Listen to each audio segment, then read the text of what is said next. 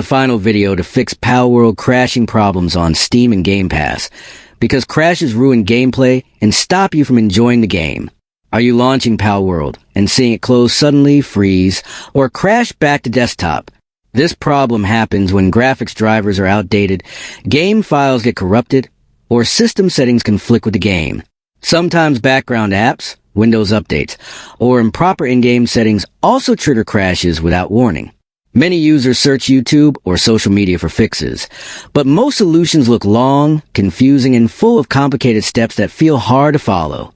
That only wastes time and adds frustration.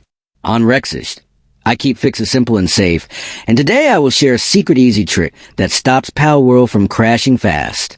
This trick works because it repairs core game files and optimizes system resources instead of changing random options. You do not need advanced skills, extra software, or risky tweaks. You just apply one smart method that works on most PCs and platforms. After this, Palworld runs smoothly, crashes disappear, and gameplay feels stable and enjoyable. Many viewers on Rexist already fixed this issue using this exact trick. If you want a clear step-by-step tutorial that anyone can follow easily, comment yes below, and I will upload it to help you fix Palworld crashing problems for good.